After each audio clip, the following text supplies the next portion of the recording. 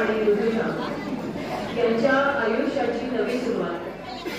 संसारात नव्या तुम्ही उभयता टाकता पामुळे वाटेने फुलबाग फुलवा रम्य सुखाचे बळे, असं आपण सगळेजण आशीर्वाद देणार आहोत। आजच्या दिवशी या दोघांच्या आयुष्याची नवी सुरुवात मंगलमय व्हावी यासाठी ते मंगल कलशाची आपण पूजा करणार आहोत। या मंगल कलशावर आम्र पानांबरोबरच विराजमान आहेत कल्पवृक्षाचं स्वरूप असणारं नारळ, याबरोबरच इथे अक्षदान समोर, अक्षदान बरोबरच विविध फळं अशी चौरंगावर छान पद्धतीने गुरुजींनी मांडून दिली आहे। याबरोबरच गुलाबी प्रेमाचं प्रतीक असणारा गुलाबी रंगाच्या अगदी खणाच्या सुंदर कपड्यामध्ये गुंडाळलेला हा साखरपुडा देखील तयार आहे।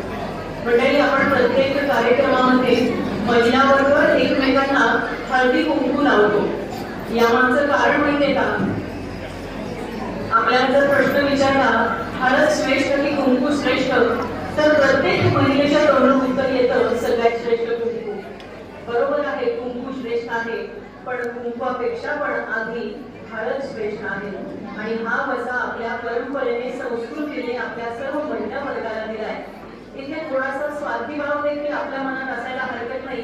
याच्या मागचं कारण हे आहे की हळद ही आरोग्य देणारी आहे, म्हणून आपण आधी स्वतःला हळद लावून घेतो आणि मग समोरच्या महिलेला सुद्धा आधी हळद लावून मग कुंकवाचा टिळा लावतो। कारण महिलेनं आधी स्वतःचं आरोग्य जपावं, खंबीरपणे घराण्याची तुला पेळण्यासाठी सज्ज व्हावं आणि हाच आरोग्याचा वसा घरातही जपावा। यासाठी प्रत्येक सवाष्ण समोरच्या सवाष्ण्याचे खंबीरपणे उभं राहण्याचं बळ आणि तो वसा हळदीचा टिळा लावून देते। आणि जेव्हा आपण सगळ्या घराण्याचं आरोग्य सांभाळण्यासाठी अन्नपूर्णेच्या रूपाने घरात रांधतो आणि आपल्या मनापासून नाती सांगतो, तेव्हा त्या घराचं गोकुळ आणि आनंद स्वरूप, स्वर्ग स्वरूप आपलं घर होतं। म्हणूनच आपल्याकडे आधी हळद आणि मग कुंकू लावतात। प्रत्येक वेळी आई औक्षण करताना किंवा ओटी भरत असताना आपल्या लाडक्या लेकीचं कधीही ओटी भरत असताना तांदळाने ओटी भरते, कारण हे तांदूळ अक्षय सुख देणारे अक्षरा स्वरूप आहेत। जसं गवताचं रोप एका ठिकाणी उगवतं, त्याला तिथून उचलून दुसरीकडे रुजवलं जातं आणि तिथे ते फलद्रूप होतं, असंच काहीसं आपल्या महिला वर्गाचं, मुलीचं आयुष्य। 4 दिवस अंगणात चिमणीसारखं दुरदुरायचं आणि एक दिवस परक्याचं घर परक्याच्या हाती सोडून बापाचे हात मात्र सुगंधानं भरून, तुकाराम महाराज म्हणतात तसं कन्यादान हे जेव्हा 7 पिढ्यांचं पुण्य असतं तेव्हा त्यांच्या वेळी कन्यारत्न जन्माला येतं आणि पृथ्वी दान करण्यात इतकं पुण्य कन्यादानाचं आहे, असं तुकाराम महाराजांबरोबरच आपल्या कितीतरी विभूतींनी सांगून ठेवलंय।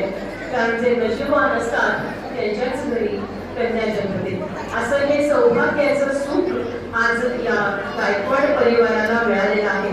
आणि आज त्यांची लाडाची लेक ऋतुजा काही दिवसातच ऋतुजा संगीत लवांडे होणार आहे। आणि या सोहळ्यासाठी साक्षीदार होण्यासाठी इथे उपस्थित असलेल्या सगळ्यांचं पुनश्च एकदा मनपूर्वक हार्दिक स्वागत गायकवाड आणि लवांडे परिवाराच्या वतीने। या सुंदर अशा मंगलमय चौरंगावर लाल कपडा की जो देखील मांगल्याचं, खंबीरपणे उभं राहण्याचं, आयुष्यात पुढे येणारे काही धोके असतात त्या सगळ्यांना सामोरं जाण्याचं बळ देणारा हा मंगल असा चौरंगावर हा कलश मांडून आता या दोघांच्या नवीन आयुष्याची सुरुवात करण्यासाठी इथे गुरुजी सज्ज आहेत। तुम्ही आम्ही सगळे वऱ्हाडी मंडळी सज्ज आहोत आणि काही काळातच आजच्या काळातली तरुणी आणि आजच्या काळातली नववधू आहे, त्यामुळे तिला थोडासा विशेषतः मेकअपची आवड असल्यामुळे थोडासा उशीर लागतोय, पण काही क्षणातच मला वाटतं ऋतूला सारी